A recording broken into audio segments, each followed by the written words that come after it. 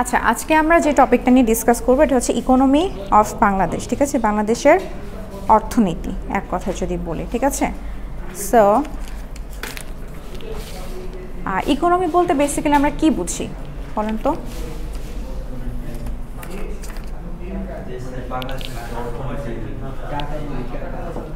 হ্যাঁ, টাকা পয়সা। আচ্ছা আচ্ছা, তারপর আর কারো আর আমদানি রপ্তানি, এটা তো ট্রানজ্যাকশন, ঠিক আছে? It's a part of economy. আচ্ছা, তারপরে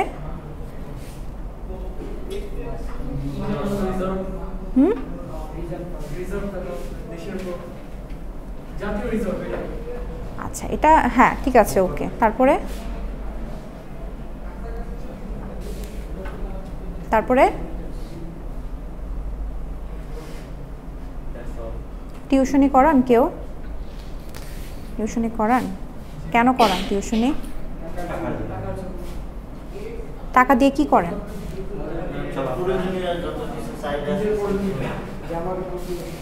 আচ্ছা, জব করেন কেউ? হ্যাঁ, জব করেন। আচ্ছা ঠিক আছে, টিউশনি ফাইন। টিউশনিটা কেন করছেন জানি বললেন? টাকা কি করেন? প্রয়োজনগুলো মেটান। সো আলটিমেটলি কি করছেন আপনারা? টাকা ইনকাম করছেন। টাকাটা ইনকাম করে কি রেখে দিচ্ছেন? তাহলে কি করছেন? প্রয়োজনীয় কাজে স্পেন্ড করছেন, তাই না?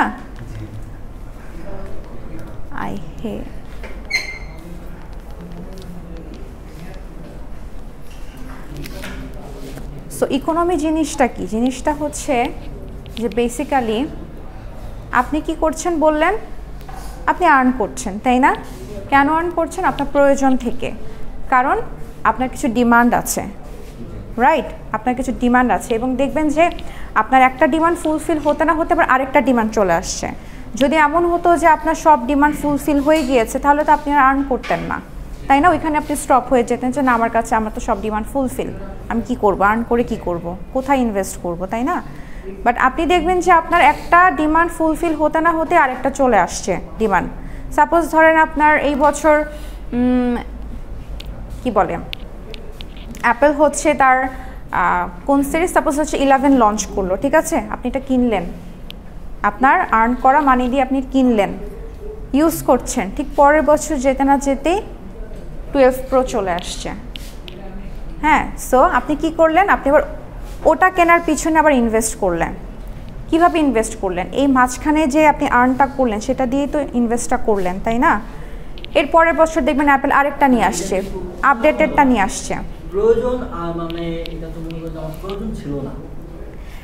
প্রয়োজন ছিল না, না সেটা ঠিক আছে, প্রয়োজন ছিল না, কিন্তু যার কাছে ডিমান্ড, আমি ডিমান্ডের কথা বলছি, আমি প্রয়োজনের কথা বলছি না, ঠিক আছে?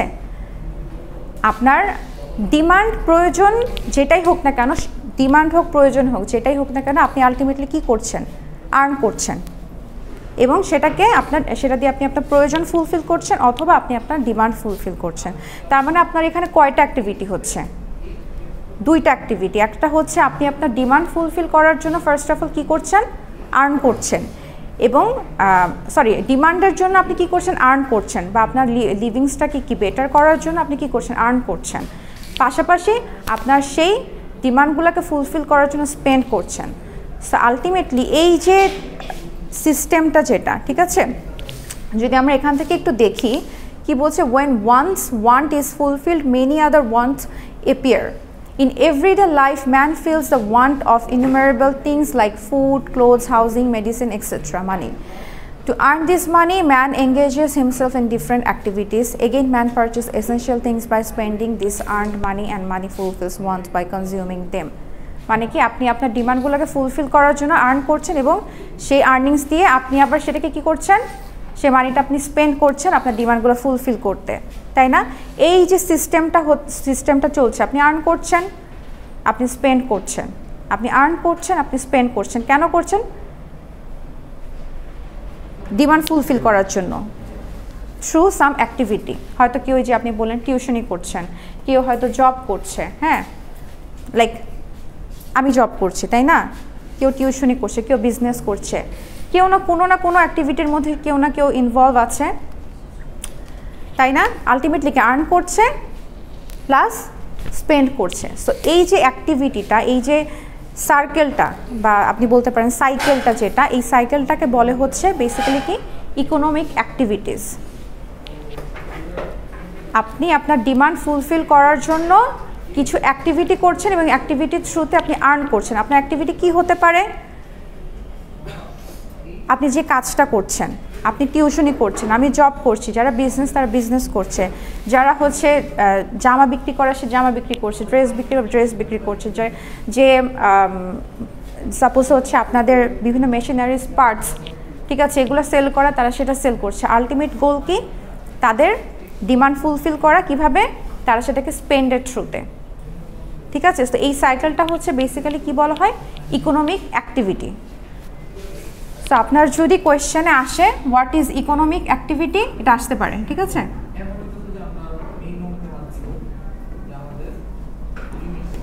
যদি বুঝে থাকেন তাহলে সুন্দর করে গুছাই লিখবেন। ঠিক আছে, ফার্স্টের প্যারাটা পড়বেন, বুঝবেন, সুন্দর করে লিখবেন। সো যেটা বলছিলাম যে এই যে ইকোনমিক অ্যাক্টিভিটিতে কয়টা টার্ম আছে, কয়টা কাজ হচ্ছে? দুইটা কাজ হচ্ছে। একটা হচ্ছে আপনি অ্যাক্টিভিটি করে কি আর্ন করছেন। ঠিক আছে,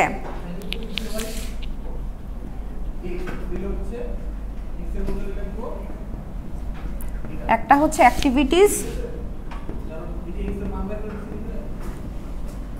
টু আর্ন মানি, আর একটা হচ্ছে অ্যাক্টিভিটিস টু স্পেন্ড মানি।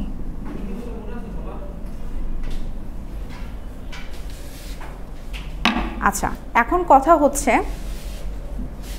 যে সাপোজ ধরেন আপনার মা বাবা আপনাকে ভালোবাসে, তাই না? আপনার মা বাবা আপনাকে ভালোবাসে,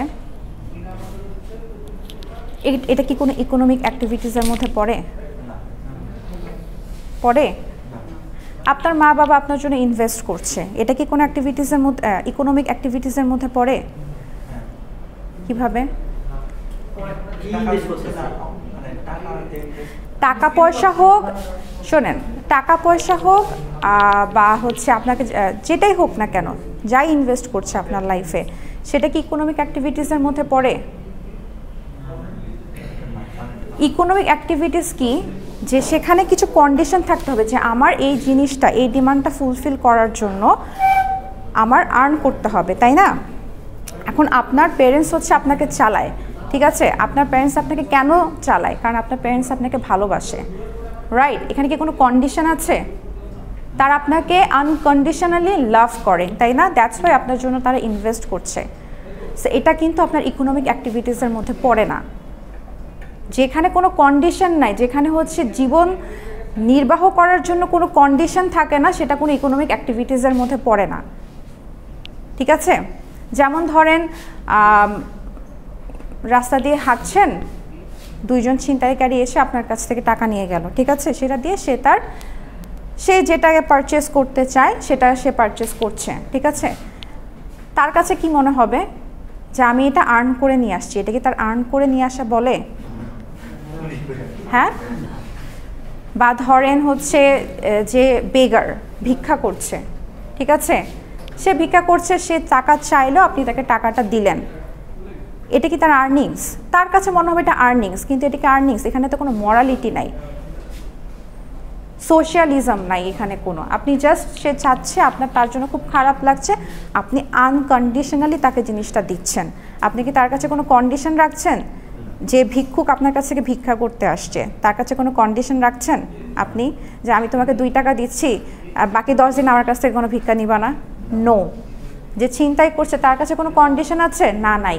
যে আপনি আমার হাতে একটা ছুরির আঘাত দিলে আপনি আর বাকি 10 জনকে দিতে পারবেন, আজকের মতন আপনার কি বলে ছিনতাই আজকেই শেষ, কোনো কন্ডিশন নেই। হ্যাঁ, আপনার কি মনে হয় ইজ ইট পসিবল? হ্যাঁ, বাসে কিন্তু একটা হয় মানে যে কিছু যে চিত্র লিখে এরা মনে ওঠে মানে স্পষ্ট না করে তার আগে কিন্তু 10 টাকা দিয়ে দিই। এটাও আসলে না। আসলে আপনি যদি ইথিক্যালি চিন্তা করেন, মরালি চিন্তা করেন, এটাও আসলে না, ঠিক আছে? সো যে কিন্তু আচ্ছা ওইটা আসলে কন্ডিশন না, ওটা আসলে ওইটা আপনার ভয়, ওটা কন্ডিশন না, আপনি ভয় পান, ঠিক আছে? হ্যাঁ আমরা জানি যে ডিমান্ড থেকে আপনার ইকোনমিক যে স্ট্রেনটা হ্যাঁ। হয় আর কি। তো বাবা মার ডিমান্ডে ছেলেটা ভালো কিছু করবে, বাবা মা চায় ছেলেটা ভালো কিছু করুক, it's another kind of demand. সে আপনার কাছ থেকে এটা চায় না যে আপনাকে তারা খাওয়াচ্ছে পড়াচ্ছে, আপনি বড় হয়ে তাদের জন্য, এটা মা বাবা বলে, যেমন আমার মা বাবা বলে যে হ্যাঁ তোমাকে খাওয়াইছি পড়াইছি তুমি আমাদেরকে আর্ন করে দিবা, বাট যদি আমি না দিই তারা কি আমাকে ফেলে দিবে? তারা কি আমাকে ফেলে দিবে? কখনোই না। বাট আপনি সাপোজ আপনি একটা জব করছেন, হ্যাঁ আপনাকে কিছু টাস্ক দেওয়া হয়েছে, আপনি টাস্কটা ফুলফিল করতে পারছেন না, ডে বাই ডে আপনি ফেল করছেন, আপনাকে কি সে কোম্পানিতে রাখবে? রাখবে না, আপনাকে কিন্তু তারা বের করে দিবে কোম্পানি থেকে, তাই না? তো সেটা কি, সেখানে একটা ইকোনমিক অ্যাক্টিভিটিসের ব্যাপার আছে বলেই তো, ট্রানজ্যাকশনের ব্যাপার আছে বলেই তো আপনাকে তারা কি করছে, সু করে দিচ্ছে, মানে বের করে দিচ্ছে, তাই তো? আপনার মা বাবাকে কখনো বের করবে না, ঠিক আছে? এমন অনেক মা বাবা আছে যারা হচ্ছে আরও ডিফেন্ড করে সন্তানদেরকে, তাই না? সো এগুলো হচ্ছে কি আপনার ইকোনমিক অ্যাক্টিভিটিসের মধ্যে এগুলো পড়ে না, ঠিক আছে? আচ্ছা এখানে কিছু ডিসক্রিপশন আছে, এটা পড়লে আই থিঙ্ক আর একটু ক্লিয়ার হবে, ঠিক আছে? So economic activities of the people of Bangladesh. আচ্ছা আমরা এই টপিকগুলো নিয়ে প্রিভিয়াস ক্লাসগুলোতে ডিসকাস করেছি, তাই না? এগ্রিকালচার, বিজনেস, ইন্ডাস্ট্রি পড়েছি, ইন্ডাস্ট্রির মধ্যেও কি business is a basic term, তাই না? সার্ভিস নিয়ে আমরা পড়েছি ইন্ডাস্ট্রি চ্যাপ্টারে, তাই না? Work in small and cottage industries, then হচ্ছে আপনার fish cultivation and catching fish, driving vehicles, rearing animals and birds, মানে পশুপালন যেটা আর কি। হ্যাঁ মোটামুটি সবই কিন্তু আপনার এগ্রিকালচার বা ইন্ডাস্ট্রি দুইটার মধ্যে পড়ে। এখন আমাকে একজন একটু বলেন তো যে এগ্রিকালচারটা কেন ইকোনমিক অ্যাক্টিভিটিসের মধ্যে পড়ে? হ্যাঁ কৃষিমাতৃক দেশ, কারণ আপনার সেই পরিমাণ জমি আছে বলে আপনার কৃষিমাতৃক দেশ, কিন্তু এটা কেন ইকোনমিক অ্যাক্টিভিটিসের মধ্যে পড়ছে? একজন বলেন। এক পক্ষ তার চাহিদা পূরণ করছে, আরেক পক্ষ টাকা পাচ্ছে, মানে ফার্মাররা টাকা পাচ্ছে আর জাতি শস্য পাচ্ছে। আমরাও ওগুলো কি পারচেজ করে আমরাও হচ্ছে কি আমাদের ডিমান্ড ফুলফিল করছে, রাইট? সো এটাও কিন্তু একটা সাইকেল। এবং আমাদের কি এগ্রিকালচার অনেক বড় একটা পার্সেন্টেজ আছে আমাদের বাংলাদেশের ইকোনমিতে, তাই না? আচ্ছা তারপর বিজনেস অ্যান্ড ট্রেড, আলটিমেটলি যে এগ্রিকালচারাল সেক্টর বলেন, সার্ভিস বলেন, সবই তো বিজনেস, পার্ট অফ বিজনেস, তাই না? সার্ভিস কি? হ্যাঁ মেটেরিয়ালস, ওকে ফাইন। তারপর হ্যাঁ তারপরে এই আপনি ওকে আইডিয়া দিচ্ছেন কেন? আপনি বলেন। আচ্ছা তারপরে বলেন।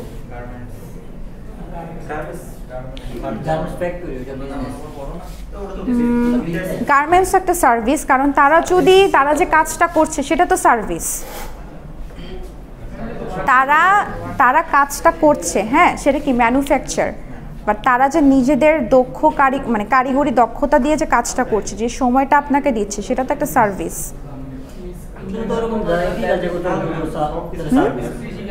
এটাই তো এগ্রিকালচার, সব কিছুই সার্ভিস। এক্স্যাক্টলি আমি সেটাই শুনতে যাচ্ছি, বলেন।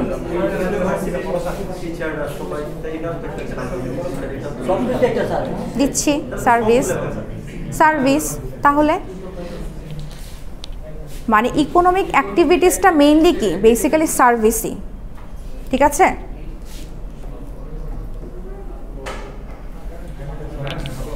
হ্যাঁ বলেন। থাকবে না কেন? রেমিটেন্স তো মাস্ট, মানে আপনি আর্ন করছেন, মানে বাইরে থেকে আর্ন করছেন, সেটা দেশে পাঠাচ্ছেন, রেমিটেন্স আসছে, এটাও তো একটা ইকোনমিক অ্যাক্টিভিটিসের মধ্যে পড়ে। ফরেন এক্সচেঞ্জ সেটাও ইকোনমিক অ্যাক্টিভিটিস, ঠিক আছে? তারপর কি small and cottage industry, works in small and cottage industry. Small and cottage industry কি? ছোট ছোট মৃৎশিল্পগুলো যেখানে গ্রামে, ওটা তো কটেজ। স্মলটা কি? স্মল মানে তো ছোট। 5 to 25 ওয়ার্কার আছে, আমরা একটা আচ্ছা ঠিক আছে, হ্যাঁ বলেন। কুটির শিল্প, হ্যাঁ, যেগুলোতে ছোট পরিসরে আর কি ওরা নিজেরাই কোনো হচ্ছে ম্যাম কোনো পারিবারিকভাবে বা সেটা হতে পারে কিছু ওয়ার্কার্স নিয়ে যেটা আর কি করে থাকে, তাই না? মানে একবারে হস্তশিল্প আর কি, হস্তশিল্প, হ্যাঁ। আচ্ছা, সো এখানে আরও কিছু আছে যেমন ফিশ কাল্টিভেশন, ড্রাইভিং ভেহিকলস, তাই না? এগুলোর থ্রুতেও কি আপনার হচ্ছে মানুষ কি লাইভলিহুড লিড করছে, তাই না? আচ্ছা, রিয়ারিং অ্যানিমালস অ্যান্ড বার্ডস, পশুপালন, অনেকে থাকে না পশু পাখি, তারপর হচ্ছে পশু কি বিড়াল পালে, হ্যাঁ, খামার করে, হ্যাঁ। সো এগুলাই শুধুমাত্র যে আপনি আপনার যে পেট হিসেবে রাখছেন তা না, এগুলো দিয়ে অনেক বড় বড় ফার্মসও তৈরি হচ্ছে। গরুর ফার্ম আছে, তারপর হচ্ছে মুরগির আছে, তারপর হাঁসের আছে, বিভিন্ন ডিফারেন্ট। সো এটাও কি part of a huge economic activities. Okay, আরও কিছু আছে এখানে, বেসিক কয়েকটা দেওয়া হয়েছে। আপনারা যদি পরীক্ষায় আসে আপনারা এর বাইরেও লিখতে পারবেন, ঠিক আছে? There is no limitations. হ্যাঁ, অবশ্যই নিজের মতন করে লেখা যাবে, কিন্তু সেটা আপনাকে বুঝে লিখতে হবে। আপনি জানেন ঠিক আছে, কিন্তু সেটা আপনাকে রিলেট করে লিখতে হবে, ঠিক আছে? আচ্ছা, economic activities of the people of Bangladesh. Okay, fine. আচ্ছা, ইকোনমিক সিস্টেম, আমরা এর আগেরটা কি দেখলাম? Economic activities. আচ্ছা, এখন হচ্ছে ইকোনমিক সিস্টেম। আচ্ছা, এই যে আমরা হচ্ছে কি করছি, আর্ন করছি, আমরা হচ্ছে স্পেন্ড করছি, তাই না? কিন্তু এগুলোর মধ্যে কিছু প্রোটোকলস থাকে না? আপনি সাপোজ কোনো একটা কাজ করছেন, সে কাজে কি কিছু রুলস অ্যান্ড রেগুলেশনস থাকে, তাই না? সাপোজ আমি আপনাদের টিচিংয়ে আছি, তাই না? তো আমারও তো কিছু রুলস অ্যান্ড রেগুলেশনস মেনটেন করা লাগে। কিসের বেসিসে? এই ইউনিভার্সিটির যে রুলস সেটার বেসিসে। আবার এই ইউনিভার্সিটিটা চলছে তাও কিন্তু কিছু রুলস অ্যান্ড রেগুলেশনস মেনটেন করে, তাই না? কাদের রুলস অ্যান্ড রেগুলেশনস মেনটেন করছে? ইউজিসিরও কি কিছু রুলস অ্যান্ড রেগুলেশনস আছে, সেটা কে দিয়ে দেয়? গভর্নমেন্ট, তাই না? তার মানে কি আমরা যাই করি না কেন আমাদের কিছু রুলস থাকে, রেগুলেশনস থাকে, এবং সেটা কিসের বেসিসে থাকে? আমি যেখানে কাজটা করছি সেই জায়গাটা এনভায়রনমেন্টের উপর। যেমন আমার এনভায়রনমেন্ট কি? আইওএস এর এনভায়রনমেন্ট কি? ইউজিসির কে? গভর্নমেন্ট, তাই না? সো এই সব কিছুকে মেনটেন করে যে অ্যাক্টিভিটিটা করা হয় সেটাকে বলা, যে সিস্টেমটা গড়ে ওঠে। আপনি তো কি বলে, আপনি তো কাজ করছেন, আর্ন করছেন, স্পেন্ড করছেন, বাট যে রুলস অ্যান্ড রেগুলেশনস এবং যেই প্যারামিটারগুলোকে কেন্দ্র করে আপনি কাজগুলো করছেন সেটাকে কি বলা হয়? ইকোনমিক সিস্টেম, ঠিক আছে? যেমন কি বলছে? In all countries of the world, one of the main object of man is to achieve maximum economic welfare through solutions of economic problems. The methods which will help to solve these economic problems of the society depend on the prevailing economic system. Prevailing economic system মানে কি? যে এনভায়রনমেন্টটা, যেমন আমি যে এনভায়রনমেন্টে কাজ করছি এটা হচ্ছে আইওএস এর এনভায়রনমেন্ট। এখানে যে এনভায়রনমেন্টটা দেওয়া হয়েছে সেটার বেসিসে আমি কাজ করছি, এটার বাইরে গিয়ে তো আমি কাজ করতে পারবো না, তাই না? যে আমার এখানে এই সুযোগ সুবিধা, আমি এটার বেসিসে আমাকে কাজ করতে হবে। আরেকটা জায়গায় কি সুযোগ সুবিধা সেটার সাথে কম্পেয়ার করে তো আমার লাভ নাই, তাই না? আচ্ছা, তারপর কি বলছে? In the country with economic rules and regulations, আমার কিছু রুলস অ্যান্ড রেগুলেশনস অবশ্যই আছে, তাই না? And the environmental factors by which overall economic activities of a country are conducted is called economic system. ঠিক আছে? আচ্ছা, সো এখন ইকোনমিক সিস্টেম হচ্ছে আবার তিন ধরনের, মানে মেজরলি তিন ধরনের ধরা হয়। একটা হচ্ছে কি ক্যাপিটালিস্টিক, আরেকটা হচ্ছে সোশ্যালিস্টিক, আরেকটা হচ্ছে কি মিক্সড। ক্যাপিটালিস্টিক যেটা,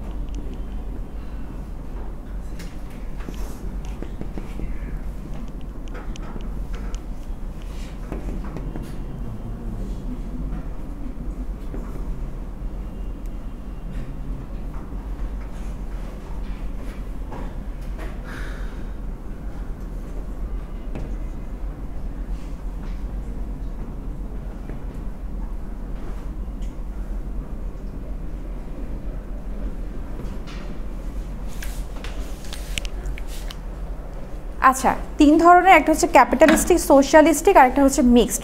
সো ক্যাপিটালিস্টিক যেটা সেটা কি প্রাইভেট ওনারশিপ, ঠিক আছে। সাপোজ আপনি একটা বিজনেস করছেন, হ্যাঁ আপনি একটা বিজনেস করবেন, এটা আপনার নিজের বিজনেস, এটা আপনার নিজের বিজনেস, ঠিক আছে।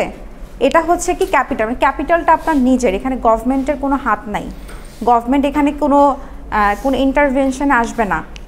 আপনি যা প্রডিউস করছেন আপনার কনজিউমাররা সেটাই হচ্ছে কি পারচেস করছে, ঠিক আছে। এটা হচ্ছে ক্যাপিটালিস্টিক। সোশ্যালিস্টিক কি গভর্নমেন্ট, যেটাতে গভর্নমেন্টের কন্ট্রোল থাকে। সাপোজ আপনি একটা বিজনেস করলেন, শুরু করলেন, এটা কি ক্যাপিটালিস্টিক। মেট্রো রেল, এটাও কি একটা বিজনেস সেক্টর, তাই না? কিন্তু এটাকে আপনি কন্ট্রোল করছেন, গভর্নমেন্ট করছে, গভর্নমেন্ট যে রুলস করে দিয়েছে সেটাই হবে, তাই না? আপনি গিয়ে যতই চিৎকার করেন না কেন, এই যে মাঝে মাঝে আমরা পোস্ট দেখি, তাই না, যে এই প্রবলেম হচ্ছে ওই প্রবলেম হচ্ছে, বেসিক্যালি কি গভর্নমেন্টের ইস্যু করা যে রুলস অ্যান্ড রেগুলেশনসগুলো, ঠিক আছে। অনেক সময় আমাদের মানতে প্রবলেমও হয়, বাট আলটিমেটলি কি কন্ট্রোলটা কে করছে? গভর্নমেন্ট করছে, ঠিক আছে। গভর্নমেন্ট হয়তো আপনার কাছ থেকে হয়তো কোনো সাজেশন যদি পায় সেটা অনুযায়ী নিজেদেরকে কি আপগ্রেড করতে পারে, বাট আলটিমেট কন্ট্রোলটা কি গভর্নমেন্টের, রাইট। আর মিক্সড হচ্ছে কি প্রাইভেট অ্যান্ড পাবলিক, মানে হচ্ছে আপনার ক্যাপিটালিস্টিক প্লাস সোশ্যালিস্টিক দুইটার কম্বিনেশনে, দুইটাই থাকতে পারে, ঠিক আছে। আচ্ছা, আপনার ক্যাপিটালিস্টিককে আবার আচ্ছা ক্যাপিটালিস্টিককে মাঝে মাঝে আপনার আরেকটা নামে ডাকা হয়, সেটা হচ্ছে মার্কেট ইকোনমি, ঠিক আছে।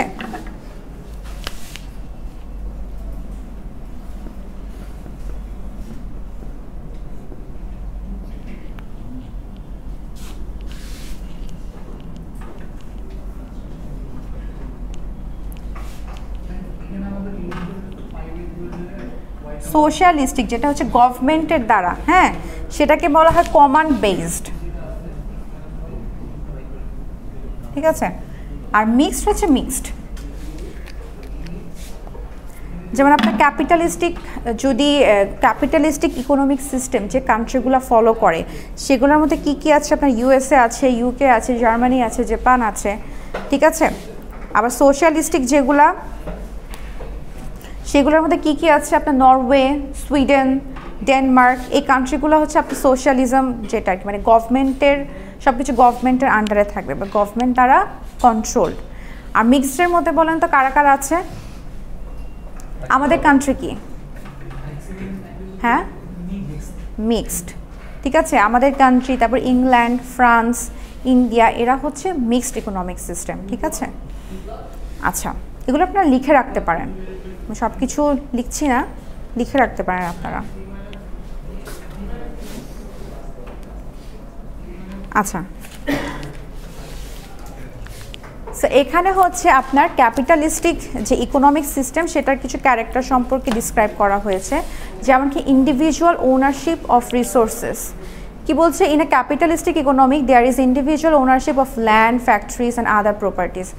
আপনি আপনার জায়গায় বাড়ি বানাচ্ছেন আপনার টাকা দিয়ে, বা আপনি আপনার জায়গায় একটা ছোটোখাটো একটা ওয়ার্ক প্লেস তৈরি করলেন, ঠিক আছে, মানে ইন্ডাস্ট্রি তৈরি করলেন আপনার টাকা দিয়ে, তাহলে ওইটা কি?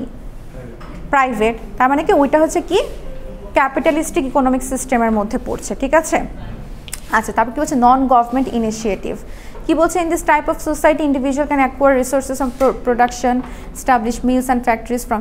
বেসিক কথা হচ্ছে এখানে গভর্নমেন্টের কোনো ইনিশিয়েশন থাকে না, তার কাছ থেকে শুধু মানে কি বলে অ্যাপ্রুভটা নিতে হয় যে আপনার যে জায়গাটা সেটা কি আলটিমেটলি গভর্নমেন্টই তো কন্ট্রোল করে, যতই জায়গা আপনার নিজের হোক। সো তার কাছ থেকে ওই অ্যাক্রেডিটেশনটা নিতে লাগে, ঠিক আছে, যে ঠিক আছে আমি এখানে একটা কোম্পানি করবো, দ্যাটস ইট। আর গভর্নমেন্টের আর কোনো কাজ নাই এখানে, ঠিক আছে।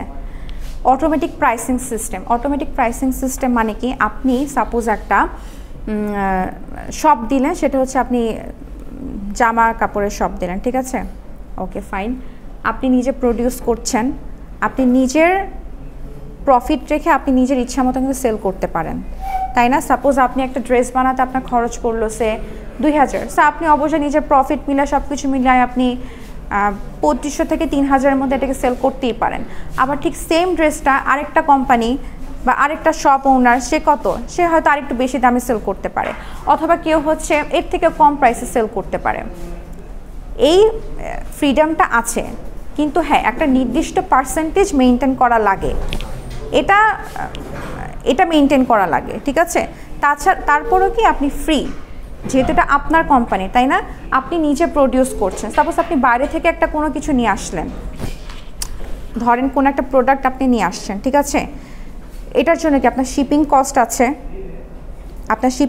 আছে, আপনার প্রফিট আছে, সেটা মেনটেন করে আপনাকে একটা প্রাইস ধার্য করা লাগছে। বাট যেই জিনিসটা আপনি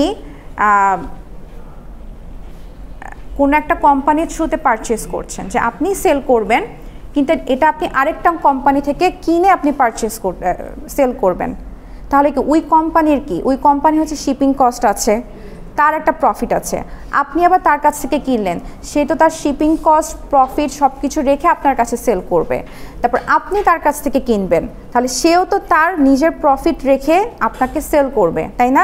তার মানে কি কস্টিংটা বেড়ে যাচ্ছে না। তখন আপনি কি করবেন, আপনি কম্পেয়ার করবেন যে অমুক কোম্পানি আমাকে কমে দিচ্ছে, তমুক কোম্পানি আমাকে কেন বেশি নিচ্ছে। ডিফারেন্সটা এখানে হয় যে কেউ সরাসরি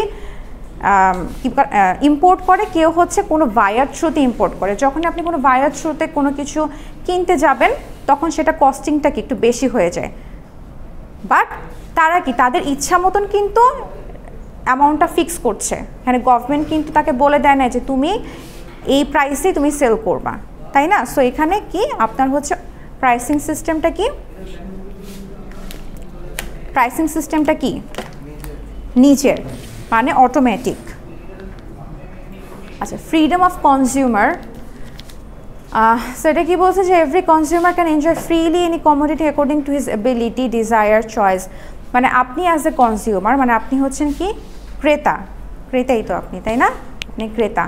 আপনার যতটুকু অ্যাবিলিটি আছে, আপনার যতটুকু ডিমান্ড আছে, আপনি সেটার বেসিসে আপনি কিনতে পারবেন। আপনাকে এরকম না যে আপনাকে একবার 5 কেজি চাউলই কিনতে হবে, আপনি চাইলে 1 কেজিও কিনতে পারেন, আপনি চাইলে 500 গ্রামও কিনতে পারেন, আপনি চাইলে 10 কেজিও কিনতে পারেন, 1 মনও কিনতে পারেন। So this is your freedom of choice and purchase, ঠিক আছে। আচ্ছা, ফ্রি কম্পিটিশন জিনিসটা হচ্ছে বেসিক্যালি যে এখানে তো কোনো গভর্নমেন্টের হাত নাই, তাই না। আপনি সম্পূর্ণ কি নিজের ইচ্ছা অনুযায়ী আপনি সব কিছু কী করছেন, সেল করছেন বা পারচেজ করছেন। সো এখানে আসলে এখানে ইয়ারটা কি প্রাইভেট অ্যান্ড আনঅবস্ট্রাকটিভ, মানে আপনাকে এখানে অবস্ট্রাক্ট মানে তো বুঝেন, বা অবস্ট্রাক্ট মানে কি বাধা দেওয়ার কেউ নাই। You are free from all obstacles or obstruction, ঠিক আছে। আচ্ছা, প্রফিট আর্নিংটা কি পরে বলেন তো একজন।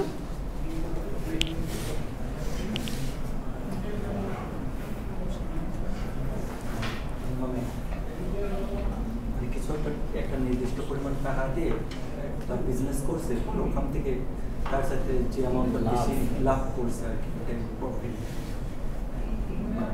এখন ধরেন আপনার যারা হচ্ছে বায়ার, তাদের যদি ডিমান্ড বেশি হয়, তাহলে আপনাকে বেশি বেশি প্রডিউস করতে হবে, তাহলে কি আপনি আরও বেশি প্রফিট করতে পারছেন, তাই না। সো আলটিমেটলি কি আপনার প্রফিট আর্নিংসের কোনো ব্যারিয়ার নাই। আপনি আজকে এইটুকু প্রডিউস করলেন, আপনার এইটুকু প্রফিট হলো, এখন আপনি চাচ্ছেন আমার প্রফিটটা আরও বাড়াতে, কারণ কি এই প্রোডাক্টটার প্রতি বায়ার্সদের ডিমান্ড অনেক বেশি। সো আপনি কি করলেন, প্রোডাকশন বাড়ায় দিলেন, বায়ার্সরা এগুলো হচ্ছে কি করলো, কনজিউম করলো, মানে কিনলো, আপনার প্রফিটটাও কি ইনক্রিজ হলো, এনহ্যান্স হলো। মানে এখানে কোনো কিন্তু নাই যে আপনি এইটুকু পার্সেন্টেজে প্রফিট করতে পারবেন। আপনি আপনার প্রোডাকশন বাড়িয়ে দিচ্ছেন, আপনার প্রফিটটাও বেশি হচ্ছে। So that's the fact, there is no boundary to get profited, okay. আচ্ছা, সে এই কয়টা ক্যাপিটালিজমের 6টা ক্যারেক্টারিস্টিক্স দেওয়া আছে, কয়টা একটু দেখবেন, ভেরি ইজি। আচ্ছা, ডিফারেন্ট ইকোনমিক সিস্টেম, ওই যে ডিফারেন্ট মানে হচ্ছে 3টাই, ক্যাপিটালিস্টিক, সোশিয়ালিজম, আর একটা হচ্ছে মিক্সড। যে কথাগুলো বলছে ওগুলাই বলা আছে, যেমন হচ্ছে ক্যাপিটালিস্টিক কি বলছে, private ownership, government ownership, mixture of both. তারপরে হচ্ছে presence of sovereignty, central economic planning, কারণ সেন্ট্রাল ইকোনমিক প্ল্যানিং কেন, গভর্নমেন্টের দ্বারা কন্ট্রোলড, ঠিক আছে। আর একটা হচ্ছে both private and public sector. আচ্ছা, এটা কি বলছে, freedom of enterprise, serve interest of the society, consumer আচ্ছা কোনোটার সাথে কোনোটা ইয়া নেই, বাট জাস্ট পয়েন্টগুলোকে তুলে ধরা হয়েছে, ঠিক আছে? যে ফ্রিডম অফ এন্টারপ্রাইজ কি আপনি আপনার ফ্রিডম অনুযায়ী আপনি সেল করছেন, আপনার বায়ার্সরা আপনার কাছ থেকে কিনছে। এখানে কোনো সেন্ট্রাল কোনো কন্ট্রোল নাই, গভর্নমেন্টের কোনো কন্ট্রোল নাই এখানে, ঠিক আছে? প্রাইস মেকানিজম যেটা বললাম, প্রাইস আপনি আপনার সুবিধা মতন আপনি ধার্য করতে পারেন, ঠিক আছে? এগুলোই সেই চারটা একটু দেখবেন। ওকে, ডান। হ্যাঁ।